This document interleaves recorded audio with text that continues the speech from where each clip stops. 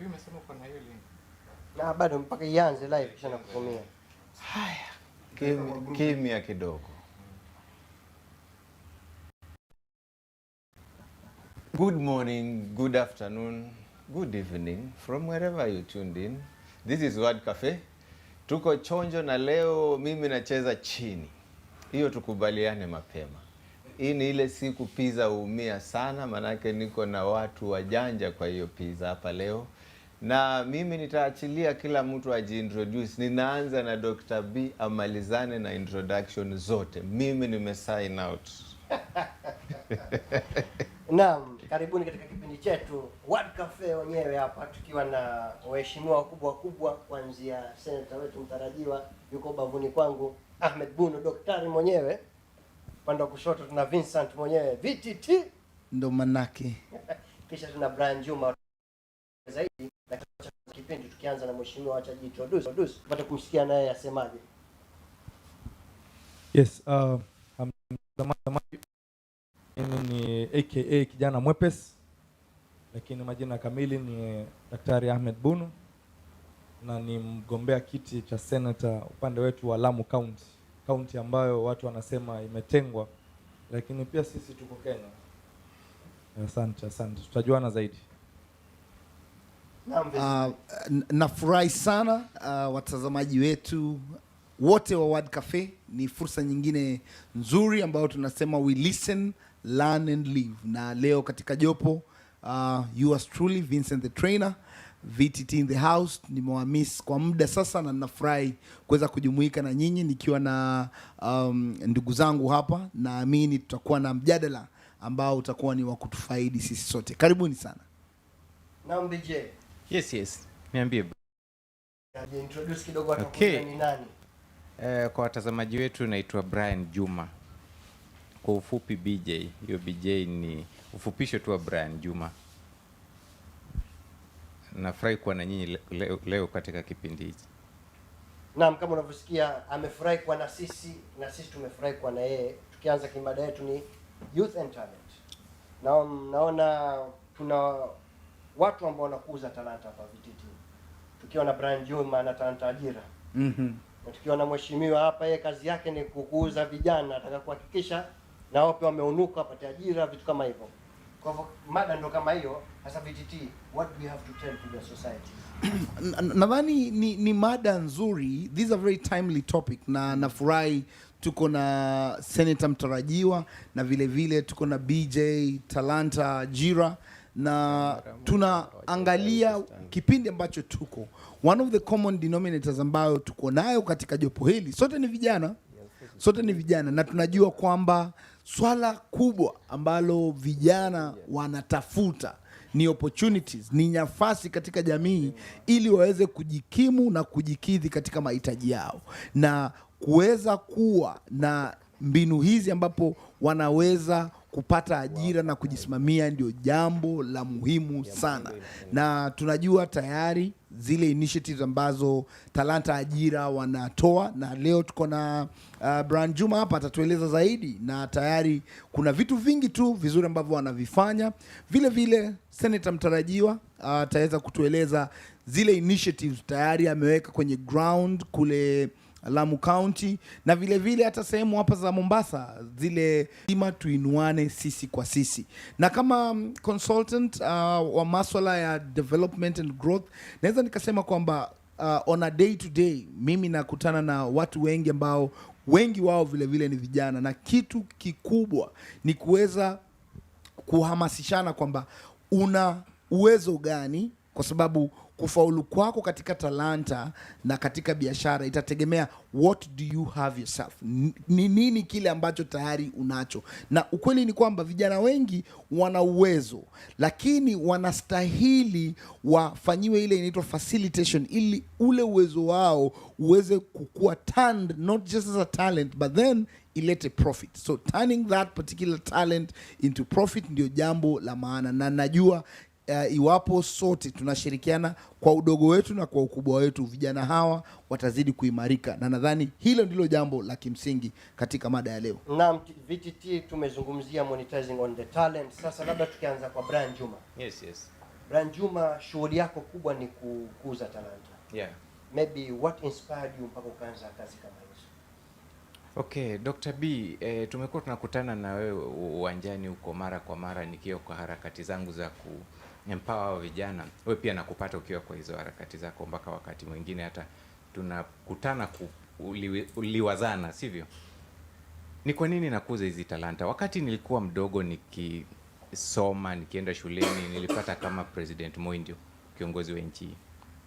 Na mara kwa mara alikuwa anasisitiza kuwa ni elimu, kufukuza ujinga na kufukuza umaskini and what have you. Lakini sasa Dr. B, vile grow up nikakuja nikawa mkubwa, nina fahamu zangu, naweza ona mbele. Naona hizo vitu ambazo Moi alikuwa anazingatia kupigania sio serious kama unemployment. Unemployment ni so serious kushinda umaskini Kenya hapa, kushinda elimu, kushinda nini. These people who are unemployed, some of them have those papers. Ndiposa nikasema okay, now I have to come up with a solution. I'm not a government, I'm not an institution, I'm just an individual. Let me come up with the solution, however small it is, so that ianze kuchangia njia ingine ya kufanya nini, kuempower watu. Nikasema we've been so reliant on the normal obvious, which is kuenda shule, kupata ma certificate, alafu anze kutembea nazo kwa bahasha ukitafuta kazi, which becomes another frustration. Nikasema no, we have to provide solution through other routes away from the normal obvious. Amezungumza point moja muhimu VTT, na nataka tuligusie. Yes. Amegusa point ambayo alikuwa amezungumzia Robert Kiyosaki. Maka kuna aina watu wawili. Yes. Kuna wale ambao wanafanyia kazi pesa, na kuna wale wanaiacha pesa wafanyie kazi. Money working for you. Exactly. Yes. Sasa tatizo kubwa sisi katika jamii yetu ni kwamba okay, everyone wants to work. Aandikwe kazi ofisini saa 3 mpaka saa 5 mpaka saa 11 za jioni. Yes. Ndio nimekuta katika matatu leo asema I'd rather hustle 24/7 than be a slave of 9 to 5.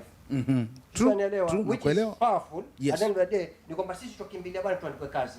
Lakini mbali na hapo, sisi katika jamii yetu hatufundishwi how to grow na kunacha zile talent zetu hizi zitukuuze, sasa tuweze kuifanya kama sasa ni njia kupata pesa kwetu. Kweli? Hivi ukisema tuache kuajiriwa, kijana mwepesi atafuta nini?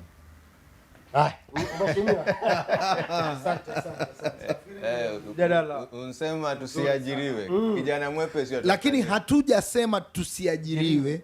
Tumesema tu kuwe na ajira mbadala. Lakini wacha tumsikize seneta wetu mtarajiwa.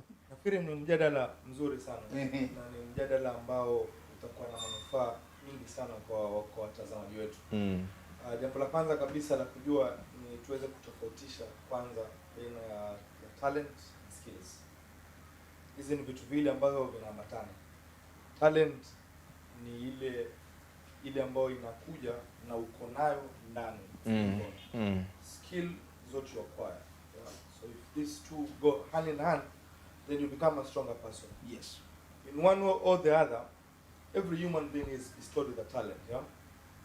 Ni pale wakati jamii, mwalimu, mzazi aweze kutambua na kuhakikisha amekuza ile kipaji yako, ndio kile kipaji sasa ukiweze kukitumia. Kwa hivyo zote mbili zinafaa ziende pamoja, na mimi nasema kuwa unaweza kuwa uko na talent na ukajifundisha na skill. Mfano mzuri ni mimi daktari. Daktari ni skill ambayo nimeacquire, but my talent. Wacha tuanze introduction vizuri. Wewe ni daktari. Ndio. Daktari wa mifugo, daktari wa watu. Mimi ni daktari wa watu. Nilifanya medicine and surgery. But then the good thing is that I went into management a little bit. So my real work is to manage people right now and to make sure that disease does not reach the hospital. Yeah? Okay. So there are two prongs. I like that. One of the prong is you treat the disease while you are in the hospital, and the other prong is you prevent that disease from going to the hospital. So if nikituma hii salamu kwa watazamaji, katika hizo mbili gani ni muhimu? The prevention part. The disease should not reach the people. Okay. Yes. Hiyo part hiyo Dr. B alikuwa ameiruka hiyo kujua, manake daktari wa vitabu. Yeye atibu watu, anatibu vitabu. Mimi natibu watu. Ah. Hata mapenzi pia natibu. Tunazungumza baadaye. Anatibu akili. Sasa talanta No. nikiingiza kwa skill ile ambayo nimeacquire ni talanta ya networking. Yeah. Moja ya talanta ambazo tunaweza zungumza vijana wetu ambazo wanaweza kuacquire networking, researching, making friends, to know your fine arts. Daktari yule ako hospitali ambaye anapasua vizuri kabisa, anaweza kuwa na talanta ya umakinifu. Hiyo ni talanta pia. So talanta mara nyingi hatusemi ni talanta ya kuimba, talanta ya kucheza mpira, lakini kuna fine arts ambazo mimi mwenyewe husema na vile ninavyoona Lamu tutakavyoibadilisha ni kuwa lazima to tap into into schools whereby teachers can be able to identify these talents.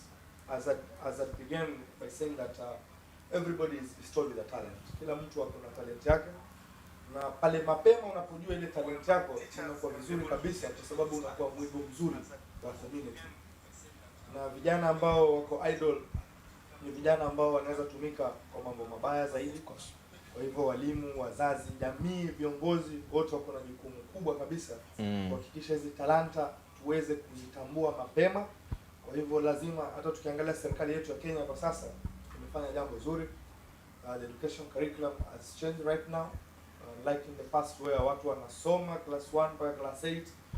Hizi talanta hazichunguzi mapema, lakini ukiona sasa hii circular has changed tremendously, which is a good thing for me, I feel, because we all not need to be employed, kama daktari vile amesema. Shika kipaza sauti. Kumbuka kushika kipaza sauti vizuri. Kiko sawa hapa. Kiko sawa. Sauti yangu hata bila mic. Okay. Amezungumza point muhimu hapa. Kweli? When we are talking of education system. Yes.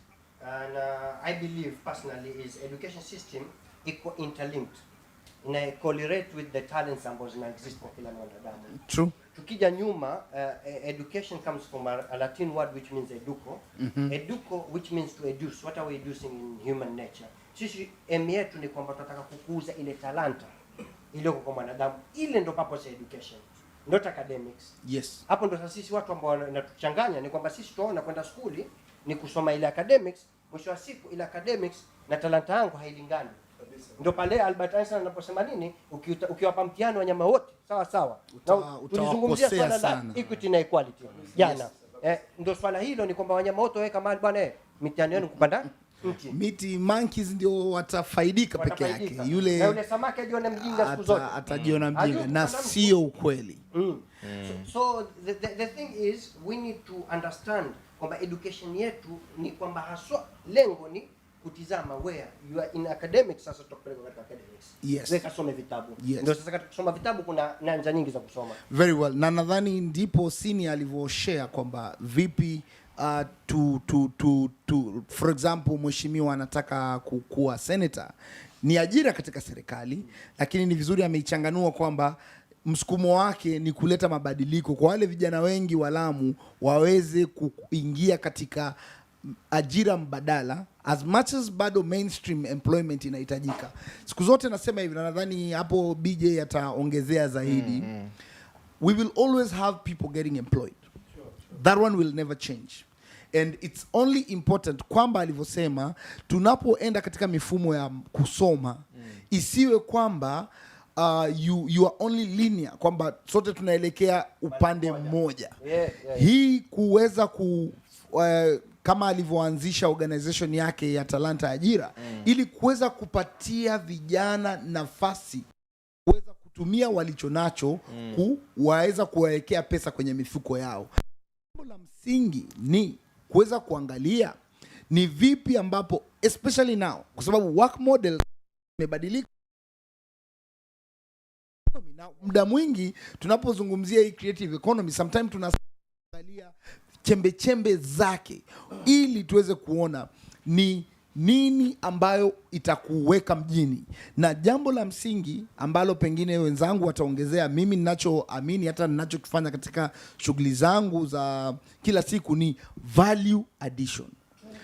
Lamu ni kisiwa, nini katika ile value addition, hata katika hiyo creative economy, katika hiyo blue economy, ile value addition itakayokuwa na kama BJ anavyofanya na wale vijana ambao wako katika umbrella yake, ni hiyo value addition ndio itakuwezesha uweze kukubalika, ukue brand ambassador, utaweza kukubalika uweze kufanya roadshow, utaweza kukubalika, you are taken in on a contract with an organization which has seen the potential that you are already carrying.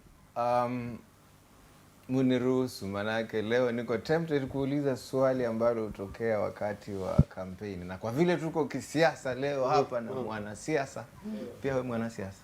No, kabla hujaweka hiyo ningependa nitajie tu kitu kidogo. Taja. Nisikue misquoted kwa nimesema talanta ni important kushinda education. Kitu yenye nimejaribu kuleta ni kuwa education is important. Lakini sisi wote hatutakuwa walimu. Naam. Hata tukisoma tukafikia kuwa tumehitimu wote kuwa walimu, wote hatutaajiriwa kuwa walimu. Kweli? So ikifika haujapata kukua huyo mwalimu, don't be frustrated. Waweza pika keki, waweza pika nini? Value addition. Bake. Ili create that employment for you and others. Ndio kwa sababu tukasema helping these people discover other routes which are genuine and legally accepted for creating employment for self and others through their talents. Sasa isifike kuwa nimefika niko na ma certificates na ma degrees na nini ndio mimi ndio huyu hapa mlango wa babangu. Sasa chenye imebaki ni kukula mguka. That is why Talanta Ajira now empowers you, makes you discover yourself, na tunatafuta watu ambao watakumenta, ambao ndio umeona sasa tumetafuta watu kama wakina Helen Mtawali, wakina Dr. B. Now na hayo mashirika kama sasa umeona nimekuwa juzi na mwalimu wa Songa.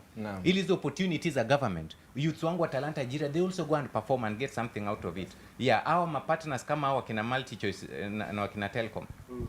See, my youth wangu wameenda after training them na kuwaweka through the mentorship. It's me talking to those organizations, then these platforms are given to my youth. Yeah, some of people squeeze wanakuja kurecord their music here. They tell me, Brian, can you send us your youth wenye wanaweza to dance wakuja wa dance kwa hizi music videos? Trust me, these guys wanarudi nyumbani wamebeba shopping and some income. Good. Wengine wameanza dance schools in Mazeras. Okay. So it's no longer zile unangojea applications zako zikuwe responded to idly hapo nyumbani ukiwa na stress. Talent is paying as you wait. Na hata wasipo reply, talent is paying more than. Unajua Brian amezungumzia one important point ambao labda tukiemphasize tuzungumzie swala la KFC. Miaka yote alikuwa akihangaika akiona yeye labda academics, sisi hatupingi academics. Sisi twapinga the education system. Unajua hivi ni vitu vile tofauti. Whereby kuna line yako ya interest. Mimi je, am I fit in this position? Kwamba mimi naweza kuwa daktari na nisome kama udaktari. Lakini nikiingia udaktari nikaona mimi mambo daktari siwezi, mimi I cannot be a surgeon. So inabidi nini? Interest yangu ilikuwa ni accounting, lakini nimeingia accounting. So all in all is number one, are we nurturing talents? That is number one. Number two, ifikia mtu atahangaika. Yes. KFC ameona baada ya miaka 60 ndio hajajua mimi ni mzuri kutengeneza kuku, acha nijaribu baada I've lost all hope. Shona, tuseme Disney World baada ya kufutwa kazi na gazeti, alikuwa anaandikwa kazi na gazeti, ameandikwa kazi ambapo bado you are not creative enough. Huyu not creative enough. Leo tuna Disney World in America kwa sababu yake creativity. Shona, ni masala sometimes even the world is pushing you to an angle whereby kuna mahali ambapo wewe ufai hapa. Wacha tukusukume tukupeleke mahali ambapo kutakufaa. Twende katika wewe hujui ile kitu nilikuwa nauliza. Hata kama najitetea hilo swali lilikuwa la Brian. Twende nalo. Badala ya kukaa tungoje wanasiasa walete shilingi 200 na nyinyi mna influence. Ni nini unafikiria inaweza fanyika kwa vijana? Manake nimeona Eric Omondi ashaanza kura ni za vijana. Kila siku ikifika siasa kura ni za vijana. Sijui vijana ni wakati wa vijana, alafu baadaye tatizo liko wapi? Sasa what happens? Hii mbio yetu tulianza, we are not politicians. Me, I'm not a politician. Correct. Neither is my good friend Dr. B. Kulingana na vitu zote tumesema tujawahi kaa chini naye tukasema sasa Brian leo tuanze kukampenia na niama to do this. Yes. Na hawa youth tulianza kuwa influence lives yao kabla politicians waja step into the picture. And what are we trying to tell them? Nawaambia sasa saa hii akikuita go and charge as a professional. Kwa sababu after this you are not going to see him again. Now nimekuempower. This is now your job, your employment. Akikuita usiende kudansa kupe 200 enda kula mtura jioni urudi nyumbani. After amechaguliwa hata simu yako hatashika. Sasa hii enda kaa na yeye na umpatie bei, kwa sababu you've been trained, you've been empowered, ukaambiwa hii ni ajira yako. It's no longer ile ma idlers wale walikuwa wanasanywa chini ya mti na kuambiwa twendeni tudansie VIP fulani anataka kusimama hii and hiyo idleness yenye walikuwa wanaweza chukuliwa to do all those do you know the mission and vision of Talanta Ajira? Share with us. Yes, Talanta Ajira iko na mission of nurturing talents to keep the youth off drugs, sexual exploitations, terror gangs, bad companies through creation and commercialization of clean content. Unaona? No. Alafu our vision ni kuwa a solution to unemployment by providing alternative routes which are legally and genuinely acceptable through talents and skills. Nadhani Ezekiel Mutua akisikia hiyo atafurahi sana. Through creation of clean content. Vizuri sana. Vititi hata usiingilie. Mimi nataka daktari hapa. Wacha tupate daktari. Wajua daktari pale amerushiwa football. Kwamba round hii ndio vijana kabla waseme mpaka mkae chini wajue una milioni ngapi. Sisi tuna charge hivi milioni professionals. Not as idlers. We are charging as professionals. So wanakuja na red card ili Do you see this as a game changer kwa mambo ya politics? In one way, yes, I will say yes. In the second way, I will say no, yeah. And for this reason is that kweli ndugu yangu hapa anakuza vipaji, lakini lazima tuchukue some steps back, yeah. Yes. Step ya kwanza muhimu kabisa ambayo inafaa tuichukue, wale vijana ambao tuna identify already vipaji vao vimejulikana, sio? Naam. Lakini kuna the future generation now. We most likely needed to invest in the future generation. So let's think of how do we go to schools, how do we empower our teachers kuweza kujua kweli hizi talanta tunazitoa vipi kwa hawa vijana wetu ambao wako shule. Na nilitangulia kusema na nafikiri kila mahali hiyo inajulikana, kila mtu ako na talanta yake. True. Shida ambazo ziko kwa malimwengu ni kuwa watu hawajaweza kutoa ile talanta kwa yule mtu na kumsaidia kuweza kukuza ile talanta yake. Kwa hivyo nafikiri pia itakuwa jambo zuri sana kama utaweza kuongeza that objective, because we still have a lot of people who have their talent seated idle. They don't know how these talents are going to be exploited, when, how, who is going to do it. So for me, I feel you may need to add this into your portfolio, which will really help the larger community, and not only the ones who've identified, their potential. Ule mtu tayari anajua mimi na kipaji cha kuimba, au mimi na kipaji cha kucheza mpira, ama cha kucheza mchezo wote, lakini bado kuna vipaji vingi ambavyo havijakuwa tapped. So lazima tukue na curriculum, tukue na model, tukue na systems ambazo pia wale ambao hawajaweza kujitokeza tuweze kuwa tap na kuwatoa katika community, because hao tayari ni wale ambao tunawaita wako idol. Wale ambao umewachukua ni wale tayari ambao wao wamejiona sisi tuko na vipaji, ndio wameweza kujiunga na wewe. By the way, a larger group which just is to cut you up, okay. Hawa vijana hatujachukua tu wale specifically wamegundua talents, because our mentorship program niko na team of experts. Kama upande wa administration ni mimi nasimamia, tuko na upande wa trainings ambayo kuna Madam Helen Mtawali with a team of teachers. Niko hata na panel of judges. Ian Mbugwa huyu alikuwa Tusker Project Frame is one of them, with Helen Mtawali. So I have professionals kwa hizi area zote. Na let me tell you today the truth. Atuwafundishi tu hizo kudance kwa sababu umesikia RDS na Columbus wana dance huko. Hapo kuna rappers, wengine wamechukuliwa hata na wasanii kama kutoka wakina Baraka, wakina Makdis wameproduce na watu wangu wa Talanta Ajira. Ambazo zimewapatizo exposure na nini. We have tumewafundisha mpaka kutengeneza posters. Ambayo sasa atakutengenezea poster, kitu ambaye alikuja hajui anaweza tengeneza graphic design, hizo and what have you. Tumewafundisha mpaka kutengeneza memes. Hakuna kitu wajapitia kwa training yetu ya nini na nini. Tumewafundisha yes. Siku hizi anaenda ma studios na nini akiitwa ma interviews and what have you. We teach them a lot of things apart from singing and music, and there is also dramas na nini. So the person who comes from Talanta Ajira is a person who has been helped to identify his or herself properly well. Vitu zote anaweza fanya, hata kupika. na kushona. So in short, I get they are well baked. Yes, I get small tenders za regional coordinator na county commissioner na Ministry of Education zata kupika, and they cook and supply there na wanapata income from that. So you see Talanta Ajira ime uncover so many kitu hatujafanya pale ni wakimbiaji na watu wa boxing ndondi. Lakini all these arts zingine zote tumezifanya and they are producing results. Yes. Mkona acrobatic pia tujakuwa na. Ukiongeza kwa Talanta Ajira. Naam. Kivyangu naona mambo mazuri sana mnafanya. Yes. Na maybe baadaye ningependa tukae pia tuzungumze vizuri hapo chacha. Unaona sasa? Tunaweza tap into what you're doing. Unaona ulikuwa unanikata kitu ya maana hiyo. Ngoja nimalize. Acha malize. Na Dr. Vitulia. Doctors bayana ya doctor na doctor wakatizani.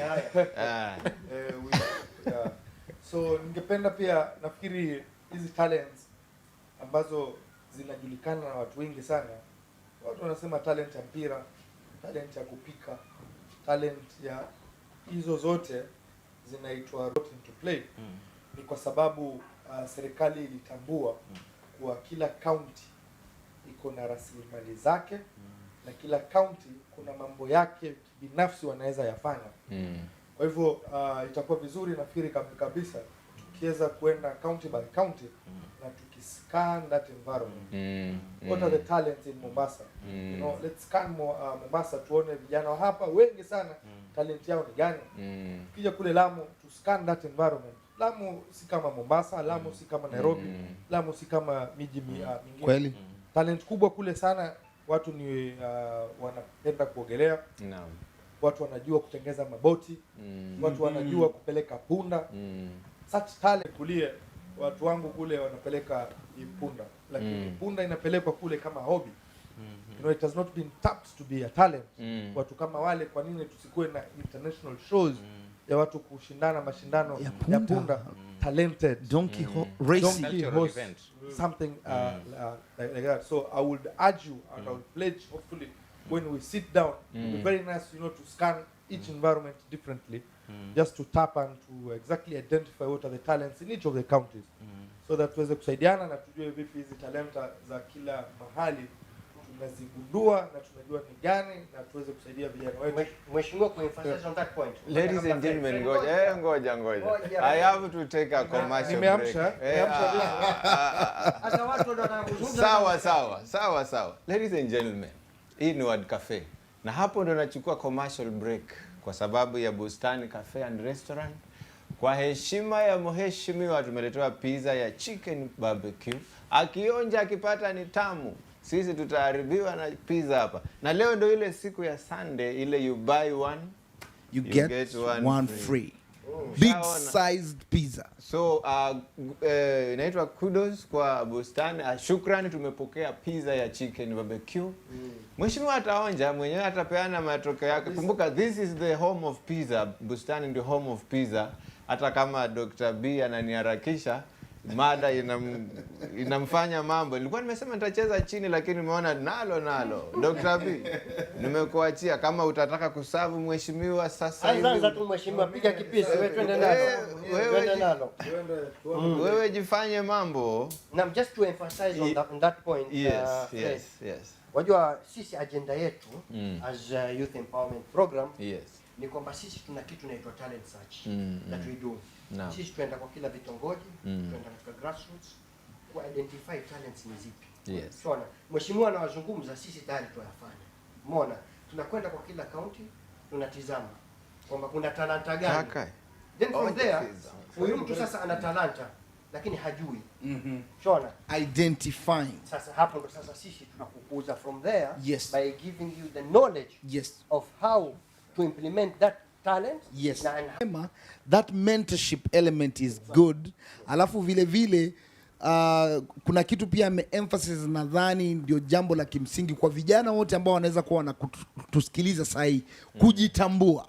You see, huwezi ukatengenezwa iwapo haujajitambua. So ukishajielewa kwamba mimi naweza nikaleta hili, itakuwa rahisi katika ile mentorship kufanyika na baadaye kumonetize ile talanta ambayo uko nayo. Kwa senator mtarajiwa kule Lamu nimependa amezungumzia maswala ambayo they are unique to the Lamu County.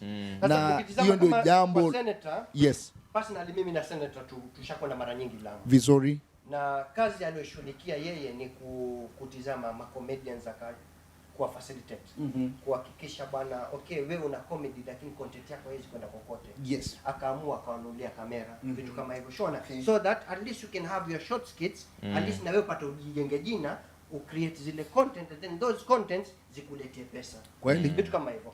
Very well. Wachezaji mpira wakaanzisha. Na sasa hivi hata kuna program sasa hivi ndio tutazungumzia mambo ya culture ambao anataka kujiingiza whereby now akuuze hizi vipaji vilioko kuanzia wewe kupeleka pula. Ukweli, and that's a very good initiative ambao tayari mnaifanya Lamu County. Nafurahi tayari kwa ground mpo, kwa sababu BJ Talanta Ajira wako kwenye ground, because one of the key things ambazo zinahitajika kwa mtu yoyote ni exposure. Ili uweze kupewa ile exposure, talanta yako pia ionekane, kwa sababu haiwezi nunulika kitu ambacho hakijulikani. Kwa hivyo hiyo exposure, nadhani nyinyi mna platform nzuri kama Talanta Ajira.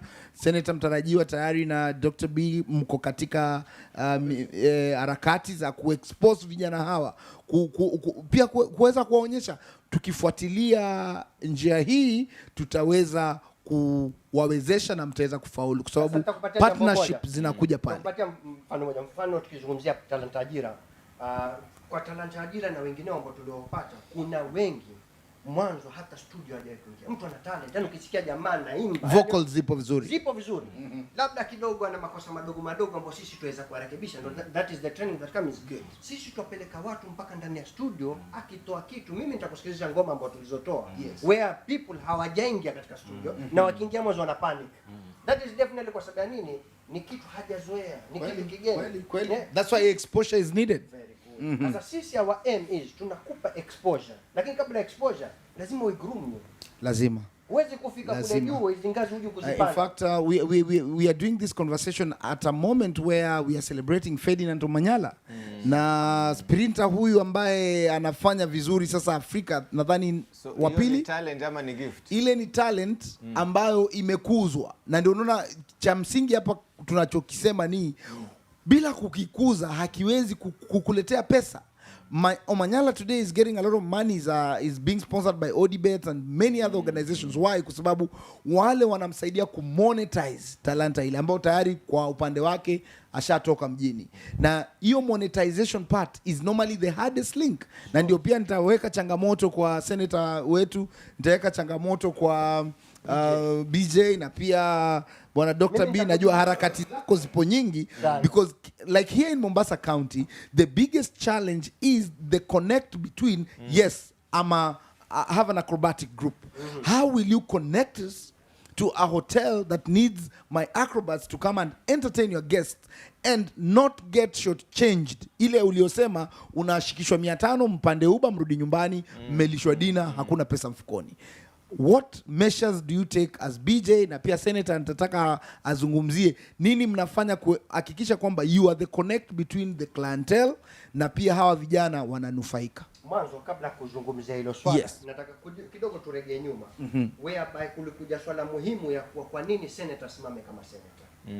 Sasa tutakwambia sisi our biggest challenge ni kuna funds that zinakuwa distributed so that kuna issues kama orange economy, the blue economy, ambapo kuna funds that they are available. What are we doing with these funds? Asa watu kama mheshimiwa kama huyu anakwenda pale with an agenda ya kuwa sasa okay, baada sisi tushapata this kind of loophole kwamba sisi kuna kitu fulani tumepewa za budget. Sasa vipi tuitekeleza kwa ground? Si mtu ambao unamjua kwa ground, kwa sababu kuna wengi katika jamii ambao wako rural kabisa. Mtu hajakusoma, hajajui kusoma, mtu ile talanta iko lakini ndio ilobakia tu, mimi hata kazi sina, ndio hangaike. Ndio sasa pale unakuta watu wameingia katika drugs, watu wanaingia katika crime rates zimezidi. Kwa nini? Kwa sababu ya masala haya kwa baba, mimi sina kazi and I've lost hope, not because of anything, because my society anaoni mimi ni mtu. Ndio maana kuna term mwenyewe ikiambiwa human being, you are becoming someone, you are not yet, wewe hujakuwa mwanadamu bado. Mwanadamu utakuwa utakapokuwa usha identify potential yako iko wapi. Tukija nyuma tutazungumzia swala lazima linalosema kwamba utajiri mkubwa ulioko katika ulimwengu huu ni nini? Graveyard. Kwa sababu gani? Talanta nyingi, watu ndoto nyingi zinazikwa pale. Zimezikwa pale. Kweli. Mtu hajui ku identify. Mwimbaji bwana, mwimbaji siku zote mwimbaji, lakini hajawahi kuimba hata siku moja. Sasa ile uimbaji wako umekusaidia nini? Kila mmoja ameletwa hapa, kuna purpose that you are supposed to serve. But what is your purpose? Do you know your purpose? No. So sisi tukija kuanzia BJ talanta ajira ku identify most, to identify what is your purpose, what is your talent. Then ile talanta sasa tuitekeleza vipi kusaidia jamii, and that is where mheshimiwa kama huyu we need them kutu support, ndio maana ingia katika serikali. Mheshimiwa, labda I feel young people need opportunity. Kwa sababu ya muda, mheshimiwa, huu muda ni wako. Ndio. What triggered you kusimama? Kwa sababu ndio maswala haya. Maswala nyeti sana. Na kwa kifupi ni kuwa mimi nimesimama kwa sababu ya ghera. Ghera ni that feel you have for your people. Kwa English ni nini, doctor? Ama imekupita tu? yani tutaisema vipi? It's a feel you have, urge. Urge, yes. Oh, okay. Yes. The urge and the feel that you have for your people. You know, Lamu is my homeland, and mimi mwenyewe ni daktari. Na ukisikia daktari ameacha udaktari anaingia kwa politics, then it takes a lot, yeah. It takes a lot, somebody to sacrifice, you know, his career just because of politics. Then there are a lot of questions that you need to ask that person. Na sababu moja kubwa ni hiyo, ni kuwa I feel my people need somebody like me who feel for them. It's as simple as that, yeah. So there is nothing much, si kwa sababu ati ni kazi napigania. Mimi niko na kazi nzuri sana ambayo nashukuru. Pesa napata vizuri sana. Lakini nimefanya kazi Lamu, nimefanya kazi Kenya nzima, nimetembea kaunti nyingi sana, zaidi ya 15, 20. Na zote hizo langu kubwa kabisa ni interaction with the community.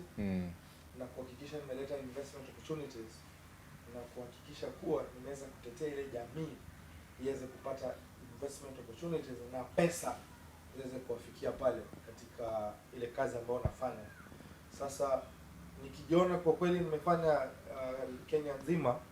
Kenya nzima, na kwa nini nisirudi kwetu sasa Lamu, niweze kusaidia Lamu county yangu kuweza kutetea ile jamii, na kuhakikisha nimeweza kwenda kule kwa Senate kusema kuwa kule Lamu bana kunatakana pesa mingi. Na sababu pesa mingi zinazotekana kwa sababu ya A, B, C, D, E, F. So needs a person who can talk, who can negotiate, who can debate, you know, who is fearless, who's really gone down to the root cause and found out these are the problems of my community and share at that level. Nisikudanganye mheshimiwa. Senate iko na senators 47. Ndio. Na wale ambao hufuatilia vyombo vya habari utakuta kwamba yule seneta anajulikana ni seneta wa Bungoma, seneta wa Siaya, seneta wa wapi tena? Wa Mombasa hajulikani lakini yuko. Wa Lamu hatumjui, wa Kwale hatumjui. Lakini at least wa Bungoma namjua.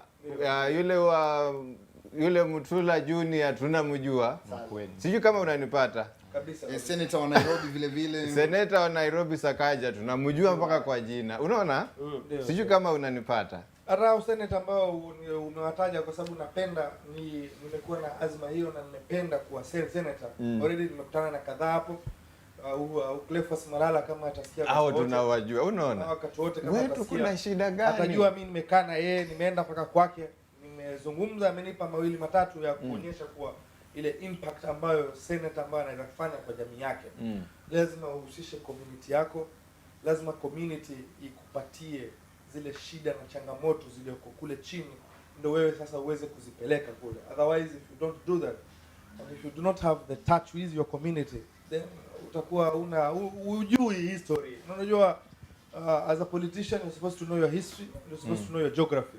So kama hujui historia na geography ya mahali kwako, basi wewe hutaweza kutetea jamii yako vizuri na hutaweza kuwakilisha kule juu kabisa. Is it true that kazi ya senator ni kuweka governor on toes, atendee wananchi kazi? Na kama ni hivyo, kuna zile county zinajulikana kwa maendeleo kama Machakos, kuna county zinajulikana. Does it mean senator mzuri maendeleo kwa county? My feeling, I feel yes, but then there's a lot of catch, yeah? There's a lot of catch. If at any point of time kutakuwa na kukaruzana, basi kila mtu anataka kuonyesha nguvu zake. So senator is like it's just like the eye, you know, of the county. Oversight role. Wewe unatetea kule, unakuja unatoa feedback kwa serikali ya county, unachukua feedback kwa community, unapeleka kwa serikali ya county, toa pale unapeleka tena kule. So you become like a facilitator, yeah. So if you dictate on things, utakuwa na mkaruzano na governor. Governor ni mtu ambayo wale ma MCAs tayari wamemshika. So na ukikuwa na huo mkaruzano, basi ile kata yako ama jimbo lako halitaweza kusaidiwa ili linavyopaswa.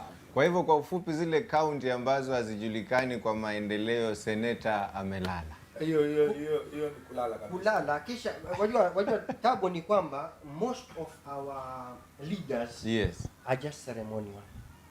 Nataka tufahamikiane. Kivipi nakwambia ni kwamba okay, wewe umekuwa mimi ni senator fulani. Okay, lakini senator wangu mimi sina utetezi wote katika jamii yangu. Kwa sababu sizungumzi, utajulikana vipi? Kuna watu wamekuingia katika bunge, maseneta ni wabunge na ni wabunge, lakini hakuna hata siku moja simama akazungumza. In fact, kuna kipindi walitoa the analytics za seneta wamezungumza mara ngapi katika Senate.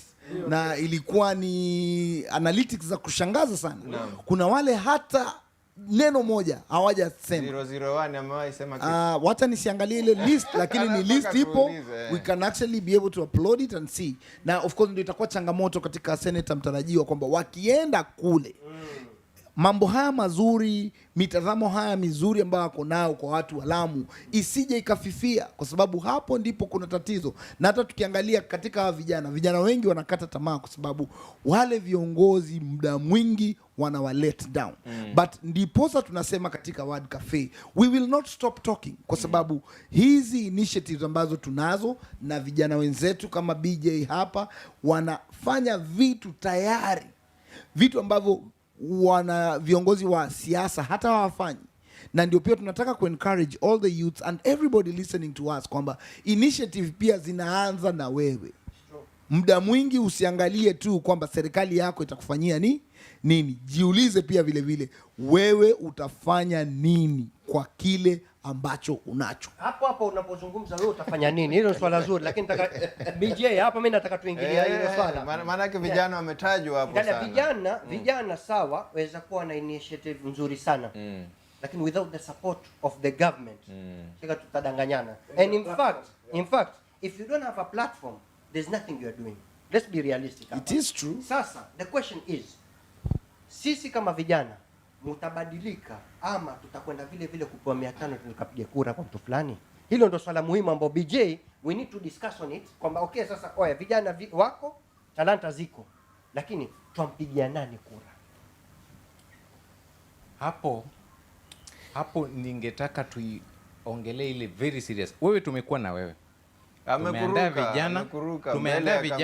Tumeandaa vijana tukaita hata maafisa wa serikali both wa county nao wakuje tu, hata wasituletee pesa, wakuje waone vile vijana wao wako na talents. Kitu yenye wamekuwa wanakosa ni platform. Ndio hii tumewapea platform, kujeni muone miujiza zenye wanafanya. Uliwahi ona mmoja? Hata mmoja.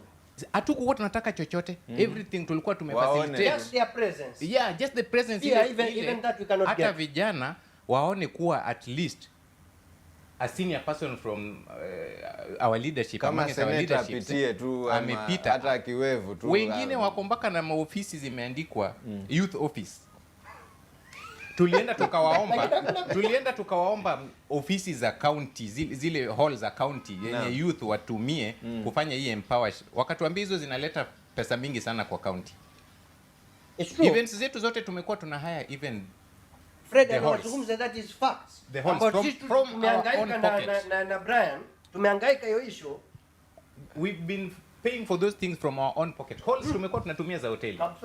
Na kuna halls za government na za county government, social halls, ambazo tumekuwa tunaambia hizo zinaletea county pesa mingi sana, hatuwezi patia vijana hawana kitu. Na sisi by the way tuna accrue mpaka rent arrears, sababu rent arrears zetu ndio tumeenda kulipa nao vijana wakuwe facilitated in something that we are not getting an income from. Hatupati, mimi sipati, sijui labda wewe unapata kando, sipati, Hakuna mtu apata. sipati, ni za kwenda tu hivi. Mheshimiwa, ongea kama senator, wachana na mambo ya senator mtarajiwa. Nafikiri ndio sababu kubwa niko hapa na ndio sababu kubwa nimeweza kukaribia hapa na kusikiza. Mimi ni mtu ambaye natambua vipaji kwa sababu mimi mwenyewe niko na vipaji vangu pia. Ni mchezaji mpira hodari sana. Wewe Kirudi kule Lamu, kwa sababu kubwa najulikana kabisa, nilikuwa mchezaji mpira hodari sana. ndio hilo jina linakuja. Mwepesi. Ulikuwa unaenda na mpira kisawa sawa. Ngapi kiwanjani? Nimecheza miaka mingi sana, hata nikiwa na miaka 15, 16 hapo 17 nilienda ile Kenya Select Nairobi ya Coca-Cola. Kachaguliwa, lakini kwa sababu ya mazoezi na exposure ya watu wa pwani huko hatukuweza kuendelea. Kwa hiyo ni watu wa pwani pia wanapenda ile starehe. So wakiingizwa kwa ile vigorous exercise hiyo inawashinda. Ndio maana mimi nikadropiwa, nikapata injury na nikarudi nyumbani. Lakini hapo naweza sema sikuweza kuvunjika morali. Talanta yangu niliendelea na masomo bado nikasoma. Kwa hivyo kama point to take home to the viewers, one is education is paramount. As much as you want to venture in your talent, but make sure you are educated. Seneta, ngoja kuna seneta mmoja yule alitangulia, yule seneta wa kwanza wa 001. Kuna mahali alitengeza ni hall na ni kama maofisi vijana wa access wakitaka kufanya chochote, iwe drama, iwe meeting, iwe ya biashara. Mimi nimeenda nikaona seneta aliyekuwa wa kwanza. Shaona kuna mahali ametengeza kule Kizingo. Hata leo ukienda utafunguliwa, kuko wazi. Na alipo jitafutia ugavana ikamlemea, akachukua seneta mwingine. Mimi nafikiri maseneta wangekuwa na maoni ama maono ya vijana kwa agenda zao, ingewaka. Huyo ninajua iko, nimewahi enda nikatumia.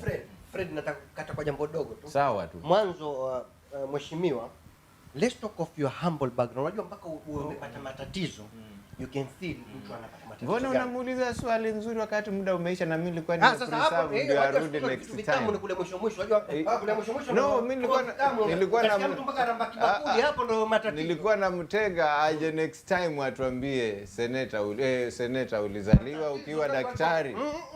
Hebu eleza mheshimiwa.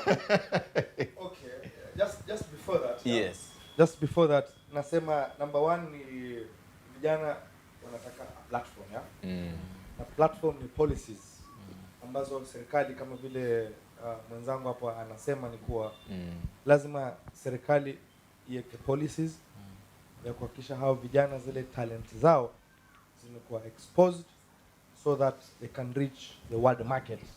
Ndio kijana akicheza mpira tu hapa na ameona wale wenzake ambao walipita hawajafika mahali, sasa yeye pia anavunjika morali. Kata tamaa mapema sana. Kwa nini tunaona nchi zingine za kijirani kama Qatar, kama Egypt, kama wapi, watu wanacheza mpira na wanaenda mbali sana. Hata wacha Qatar, hata Nairobi kuna mashule tayari yamefunguliwa ya vijana ambao wanasomeshwa mpira. Vijana kama wale tumeona kina Mariga, tumeona kina Olunga, wote wako nchi za nje.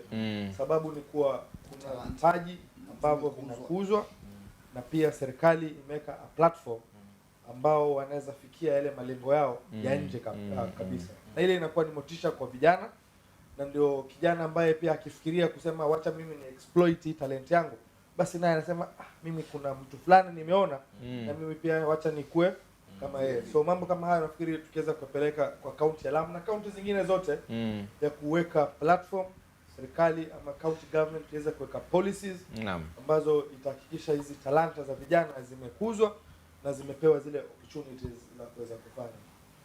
Going back to your question, my humble background. Yes. Nilizaliwa kijana Lamu. Kijana Lamu, mamangu mimi amekuwa mwalimu wa shule ya chekechea kwanza, akamaliza akasoma tena vizuri, akaenda shule ya ile class 1 mpaka class 8. Baadaye akakuwa headmistress wa shule alafu alipomaliza yeye akakuwa ndio the county childhood education officer. Babangu mimi ni engineer wa agriculture. Sasa inabidi unaenda kucheza mguu chuma ile kutaka kujisikia mimi niko na talent, mbona nisiweze kucheza, na ile recognition. I think recognition from your peer is also very important, inakupa ile encouragement. So kwa wale vijana ambao wako na talanta, wako na marafiki, tujaribu kuhimiza marafiki wetu watu recognize ile umecheza vizuri. Jioni unaambiwa leo umecheza vizuri bana, akupost, umeimba vizuri, akupost. Wewe unakuwa na ile morale, unakuwa na ile motisha na hisia ya kuendeleza na kukuza ile kipaji. Vijana wapongezane wenyewe kwa wenyewe. Vijana wapongezane wenyewe kwa wenyewe. Inampa ule ambaye ako na ile talanta na tayari ameijua, anakuwa kiiga mzuri. Wale ambao wako chini yake wanaweza muiga kwanza, na yeye mwenyewe pia anakuwa na ile morale, anaenda to full potential, anafika ile kikomo ya juu kabisa. Naam. That's my humble background So mimi mwenyewe nilisomea Lamu pale, nikasoma Lamu kuanzia nursery Peketoni pale, kuja Mokoe Arbizon, nikasoma Lamu kwenyewe. Wazazi wangu hawajawahi toka Lamu, wamefundisha Lamu, ile wakikata nilikuwa Lamu. Japo sasa nilipomaliza class 8 nikakuja Mombasa hapa na masomo ya juu nikafanya nje ya Lamu. Lakini my first employment I said no, I want to go back home. Okay. So I went back home na niliandikwa huko ile energy ya shule na knowledge yote. Nilisema hapana bana. Mimi ni mtu wa Lamu. Na irejesha Lamu. Wacha ile knowledge, the first knowledge, the first impact, let me just take it back to my home. So nilienda kufanya Lamu kwanza, kufanya kama miaka 4-5. The good thing I'll say, fortunately, that was the time another organization came to Lamu. About the organization ya HIV kutoka nchi za Kiamerika huko. Kaweza kutambua ile kazi yangu, basi wakaniandika kazi. So nikakuwa daktari wa kwanza ambao nimeandikwa Lamu na shirika la nje. Kuangazia jango ile la HIV. So Sawa. To be very interesting. So let's not deviate a little bit. Sitaki watangazaji waanze kuwa na hisia ya seneta na siasa.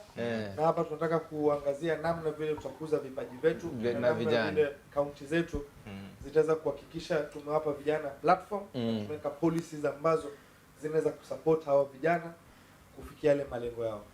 Sikatai. Umesema utaki siasa. Kabisa. Nimeona mtu ambaye amekuwa senator for 4 years na the next 4 years akakuwa president. Yuko alikuwa senator kipindi cha kwanza, one term senator. That's Obama. Okay. Now wewe ni senator, umepiga 5 years. The next 5 years wewe ni president wa Kenya. Ni nini haiko sawa hapa Kenya ambayo utaweka sawa? Nafikiri Obama, umkichunguza ile historia yake, alikuwa ni mtu very aggressive. Very aggressive, na hiyo ni talanta yake. Kuwa aggressive, that's one of the talent which was hidden.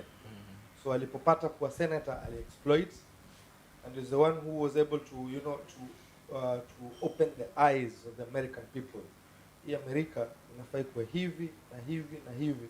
Akaweza kuangazia the future America. Most people usually think hapa. Unafikiria tu hapa. Lakini kama vipaji vile tunasema, si vipaji vya leo. Ni vipaji tunataka tuvichukue. Baada ya miaka 5, miaka 10, mtu anaweza kuona ile faida yake. Na hiyo ndio sera ya Senator Obama alikuwa nayo. Alikuwa na vision ya Amerika ya miaka 10, miaka 5, miaka 20 ambayo inakuja. Na tukiangalia some of the strategic documents America wanatumia sahihi, ni kwa sababu yeye ndio alizianza. Akisema hii America inataka to move from this stage to this stage to this stage to this stage. So the coming presidents ambao wamekuja wamepata njia iko laini sana, kwa sababu kuna mtu tayari alikuwa amewapangia na kuna mambo tayari yalikuwa yamekuwa set. Na mtu ukiingia, unajua ukipangiwa mambo mazuri, you don't have to reinvent the wheel. Unaendelea tu vile iko, kwa sababu ni jambo zuri kwa nchi kama hiyo. Na mambo Amerika tunaona yako mazuri, other than this recession that we are seeing right now, but we've seen in America people wako sawa kabisa, na bado wanaweza saidia nchi mbalimbali kwa misaada mbalimbali. Kama tungekuwa na shida ndani ya Amerika, basi wasingekuwa wanaleta zile fedha zao nchi kama Kenya na nchi zingine kusaidia. Ni kumaanisha kuna mikakati mizuri, kuna mambo mizuri ambao president ambao wako kule wameweza kufanya vizuri sana. Mheshimiwa, what is the first thing you are changing in Lamu? Wacha nipe nafasi hapa kwanza, alafu sababu Wewe mregesha katika siasa. Mregesha tena. nataka leo tuongee namna vipaji tutakuza, namna tutatap ile vipaji ambazo hazijulikani. Okay. Vipi nitachukua mwenzangu nimpeleke Lamu kwanza, Okay. to scan that environment. Ndio tujue Lamu ni vipaji gani viko na vipaji gani tutavichukua sasa na vipaji gani ambavyo tutazipalilia tuweze kuzikuza to the next level. Hivyo utarudi kunijibu. Ndio tutarudi kukujibu. Kutakuwa na topic ya politics siku nyingine. Kwa Kwa sasa nauliza ni youth kama- na talent. Sasa hivi ni youth na talent. Brian, unaona kama mimi nitaingilia hiyo mambo? Nina support kwa sababu kwa sasa Yes. nimefurahi sana, nimepatana na senator ambaye amekuwa kwa ground, anajua kitu inaendelea kwa ground, na ni senator ambaye ako na passion ya hii kazi yenye sisi tunafanya. So it's a privilege kuwa nimekutana na yeye, amesikia na amejua kuna vijana wake wako kwa Talanta ajira. Sasa hata unaona kuna mwaliko tunaenda huko. So ni kwa nini nisitembee na yeye? Kwa sababu naona nikiwa na yeye hii dream yetu ya create job creators rather than job seekers, naona ikitimia faster than ile mbeleni kabla sikuwa nimekutana naye. Sababu tukipata wote wanaweza respond vile sasa amerespond na ana join the force, so unaona hii vitu inatimia haraka hata kushinda timelines zile tulikuwa tunajifikiria sisi wenyewe. Yeah, so it's a good step, na kitu ninajua within a span of 1 to 2 years tayari akiwa ameshachaguliwa kwa ofisini, hata atafurahia kuona matunda ya Talanta ajira. Wajua tuna deal na generation ambayo iko wanataka kuona saa hii. Wewe umesema miaka miwili. Unajua itakupata huyu ameingia ofisini. Okay. Unajua for now si tunawempa, nimekwambia trainings zetu na nurturing zinaenda almost 4 months. Na platforms zetu mahali yote kuna event ya Dr. B, hizo macheka na B na nini na nini, contestants wa Talanta ajira uperform. Okay. Mahali yoyote Helen Mtawali anaitwa concert mpaka sasa hivi. Hata sasa hivi nimekuonyesha Talanta ajira wamekuwa Kisumu na Helen Mtawali. Wanaenda wana perform. No, wanapata income there. So hawa watu wangu immediately wamegraduate, they are earning. Na unaona wana graduate after 4 months, which is very short. Yes. So it's a plus. Naona ni kitu iko sawa, na mali nimekaa ninaona Talanta inalipa sasa. So nikiongezea tu na nikijibu vile umesema, ni kuwa vijana wanataka kuona mambo sahihi. Na nikirejelea yale nilisema, ni kuwa nimesema nitaenda naye Lamu kwanza to scan that environment. There is what we call low hanging fruits. Yes, kuna zile fruits ambazo ziko chini karibu sana, wewe unazichukua tu na kuzila. Alafu kuna fruits ambazo unazipalilia sasa zianze kukua. Kuna wachezaji mpira, kuna vilabu vya mpira kule, zote ni Talanta. Na nikimpeleka mwenyewe atasikitika kwa sahihi. Kuna vijana ambao wako na vipaji ya mpira kabisa kule, lakini Talanta kama ile sasa haijakuzwa vilivyo to the full potential. Kuna wachekeshaji wazuri sana kule Lamu, Mpeketoni, ambao wale wa Lamu wanaitwa Wakesho comedians. Mimi mwenyewe nilipokutana na wao niliona wana record na simu. So the first step which I took, I said no, you cannot be recording with a phone. You need a very good camera. So nikaweza kuanulia kamera, na bado naendelea natafuta kama yeye sasa tuwapeleke. So we shall pick the low hanging fruits, help them right now, na tukiingia sasa tuweze kuweka zile platforms na policies wakati tuko kwa serikali, ndio vijana kukuwe na something which is rolling itself. Hata ukitoka lakini kuna systems you put in place, vijana wana enjoy tu ile mambo ambayo ulikuwa umewekea. Mheshimiwa, you did so well. Na hapo ningependa kukushukuru kama ulipata vijana hapo Lamu. Unajua Lamu ni area moja ambayo inapakana na hizo mipaka ambazo au materrorists huwa wanavuka kukuja kurecruit watu. Yes. So the moment wamepata hao watu wako idle, wame lose hope, na wakuje na goodies, waambie wewe shika hii milioni kama moja peleka nyumbani, alafu kuja ni kurecruit huku sasa tuende tubomoe. Unaona? Yes. Sasa unaona vile umewa engage, production is a very tight schedule. Kitambo producer clip hiyo ya 3 minutes to 5 minutes imemchukua time akirehearse ndio sasa aiedit afanye nini, yenyewe time ya kuvuka kwenda kutrainiwa wa terrorist hata kuwa nayo. So that was a plus and I'm really happy you did that. Na mimi pia kwa vile already Talanta Ajira iko na effect huko, nitafurahi sana kama tunaweza kuendelea kuwa keep busy so that at least we can all help protect our patriotism. Hata kuna there's another youth group from Peketoni last week wamefungua organization yao. Wao pia wanatafuta funds ambao tunasema pia tukikuwa na ile hii pesa itasaidia hata wao pia kupata kazi. So walitaka kukuja Mombasa to learn from some of the youth groups in Mombasa to see what are the opportunities which Mombasa is having, na sisi pia kule tukiwa watu wa Lamu tunaweza kutumia. So I supported them, wakakuja Mombasa, wakaenda kule Likoni, Likodep ambayo is also one of the youth group, very vibrant. Hata shirika la Amerika wanapata funding from NASCOP, from local government kuweza kuendeleza ile mambo. So ile youth group from Peketoni niliwasaidia kidogo na wao wenyewe wakajisaidia, wakakuja Mombasa, wakaenda kule wakasoma mambo mapya ambao wao wenyewe pia wakirudi wataweza kujiendeleza kule Peketoni. So there's some few things which I'm trying and I hope since nimempata yeye sasa hii ni mambo tuta pick very quickly, and I'm sure Dr. B and the rest of the team is also willing to help our youth. Tusione nchi yetu baadaye inaweza kuharibika, kila mtu ukimwona ni bunduki sasa kwa sababu ya idleness, and we know we had the opportunity to help our youth. Kwa interest ya time, unajua muda uliisha kitambo, lakini tuko kwa bonus. Unfortunately the topic ikakuja kwa senator sasa. Kuongea kila mtu alikuwa kamera imekuangazia faidika na wamejua mambo yale malengo mazuri kabisa youth, kukuza kipaji chao. Mambo gani tunaweza kufanya, na mheshimiwa na Dr. B wao ndio viongozi kabisa ambao wanajua youth wanahitaji nini. So tutashirikiana na wao to exploit, tuende Lamu, to scan the environment, tujue mambo gani yanatakana, tushirikiane na washikadau ambao wako kule. Unajua kuna watu wawili watatu tayari pia wameanza kufanya mambo. Hatutawalenga, tutakana wao, tuone wapi wamefika, so that we move together as a team. Wajua umuhimu wa hii platform ya Word Cafe ni you listen, you learn and then you live. Hizo ndio 3 L's ambazo tunatumia: you listen, you learn and you live. Na kitu ambacho nimesoma kwako ambayo ni learn, kwa sababu nimelisten, ni changing the mindset. Hata japo kwa nilikuwa na kupeleka kwenye siasa, lakini mindset ni kwamba siasa huja ikaenda, lakini there is a life to live every day pale.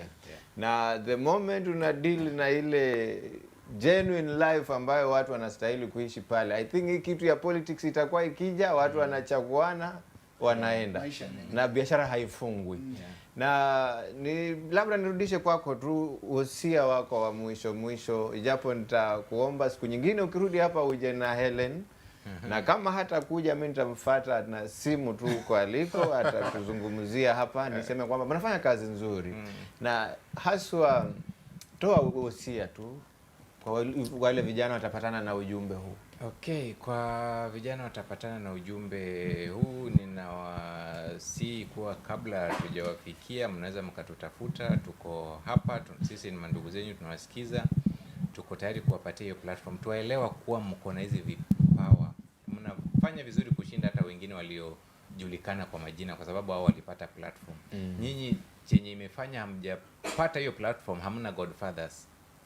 Tumetokea hapa sisi, tutakata hiyo gap between godfathers na opportunities ili mpate platform yetu. Yoyote tutawapatia kuwakuza na kuwatafutia soko ili muende onyeshe hizo vipaji zenu, nanyi dunia iwajue.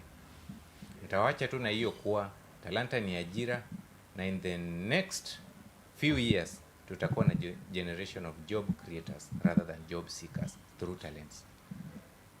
Bro, umeongea kama mtu amewahi kuwa na handshake na baba.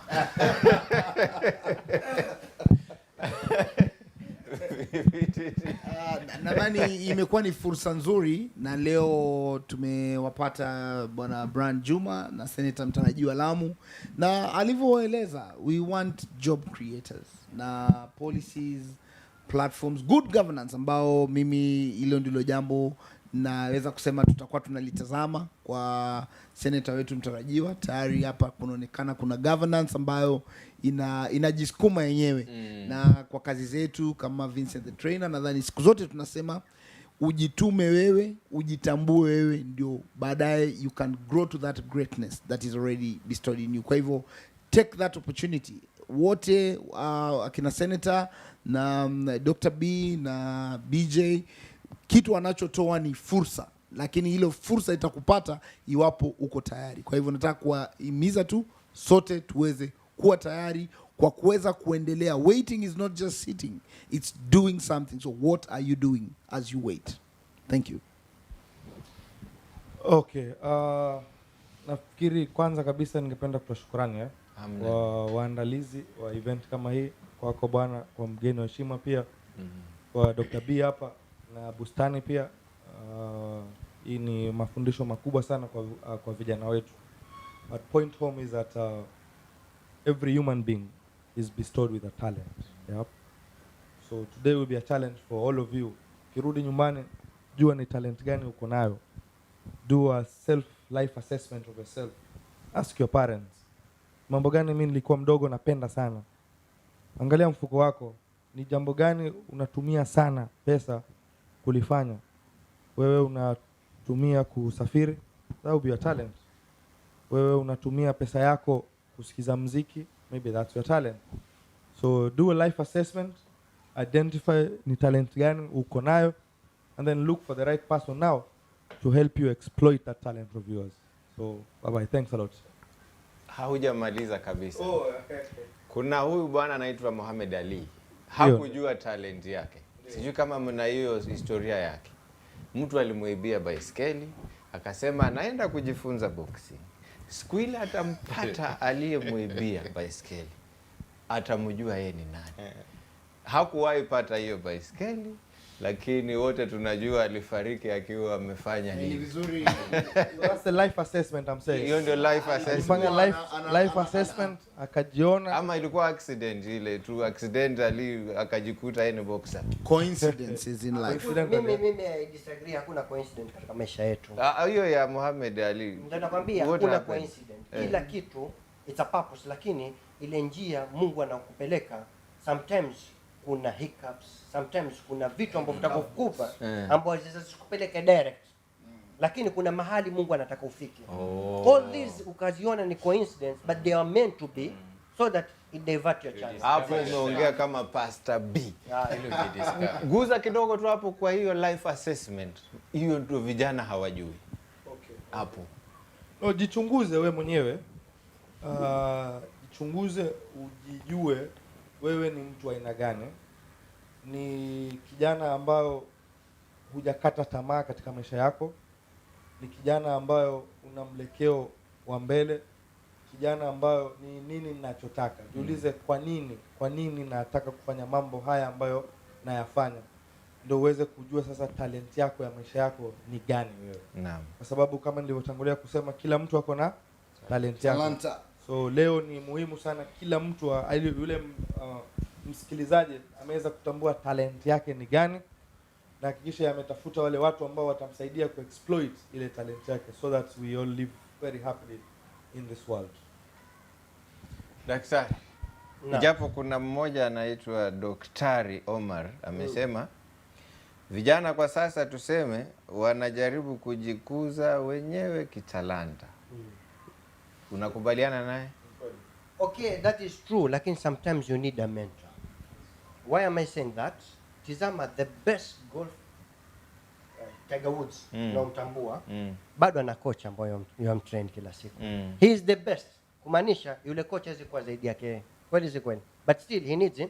Ndio maana kila anapotaka kuteka shot, utamwona angalia kwenda kushota, tizama sasa wasemaje huko. Niko sawa, nipige. Ushafahamu?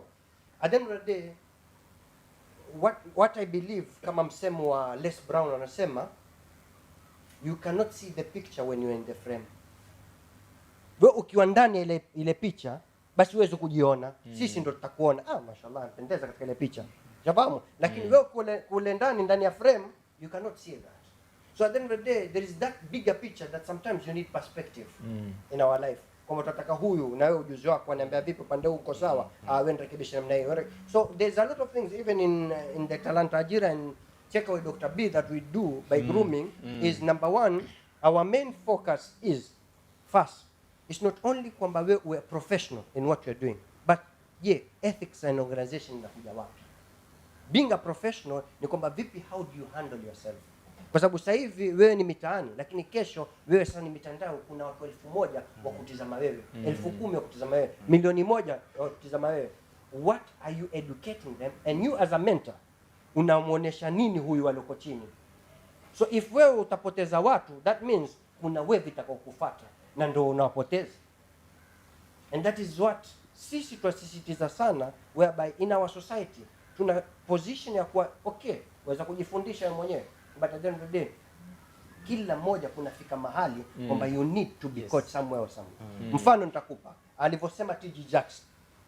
TG Jackson anasema ukifika miaka 20 basi utatafuta mtu wa miaka 30 aliyopita miaka 20 ili naye kueleze tu bana ile miaka 20 alikuwa vipi.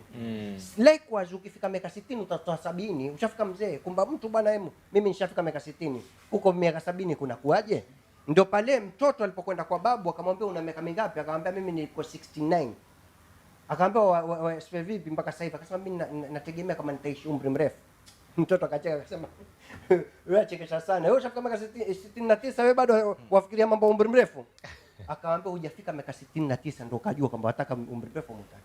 At the end of the day sometimes we get to a position we want to judge. Kwa baba sisi tushafika mahali fulani mimi najua. Lakini at the end of the day yule aliyokwenda na vile viatu ndo ajua zaidi, ndo adhabu kaburi ajua nani? You get? Sasa sisi we need people who will groom you. Achana na wewe kuwa unao ile talanta, but kuna mambo ambayo they need to groom you so that you can be better. Okay. And you cannot do it alone. Okay. At times pia unajua ukitaka kufanya kila kitu peke yako, kuna kizungu wanasema if you want to walk fast walk alone. Yes. But if you want to walk further walk with others, si ndio? Yes. So hizi platforms ndio zinafanya wewe kama Brian ujulikane na mtu ambaye hakukuwa anakujua. Kwa sababu saa hizi nikitoka kama Brian na nitoke kama Talanta Ajira, Talanta Ajira itanitangulia. So mimi nikifika tayari Talanta Ajira itakuwa imenimarket. Unanipata? Ndio watasema huyu ni ule Brian alikuwa Tusker Project Fame. Huyu ni ule Brian wa Talanta Ajira. Huyu ni ule winner wa Talanta Ajira season 2. Unanipata?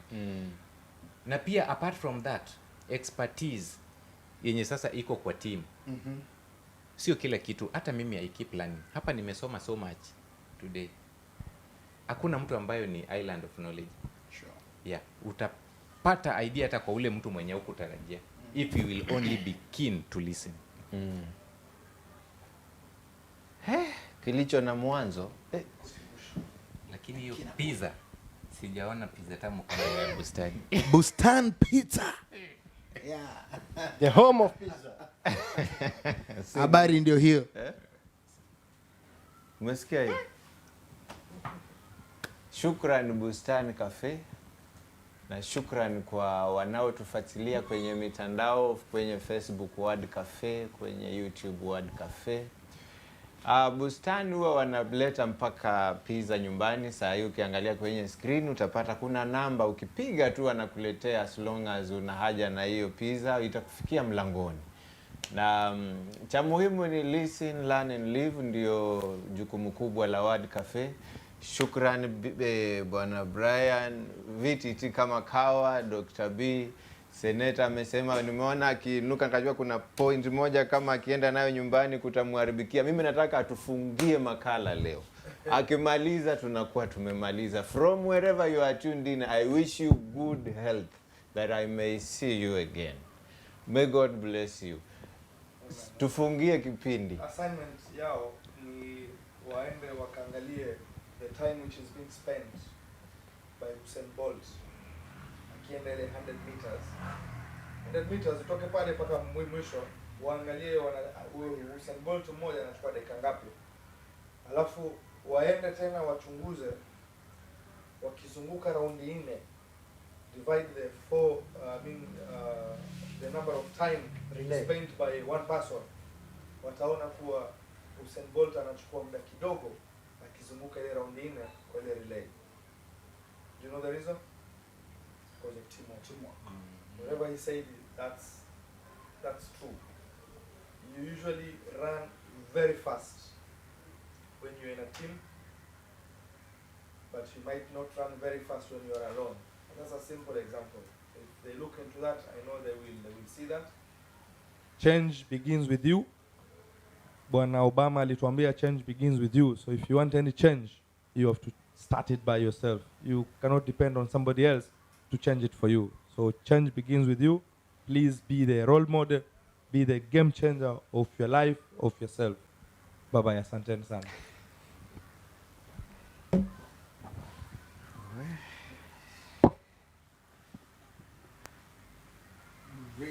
Great, good work. Great. That was awesome. Good.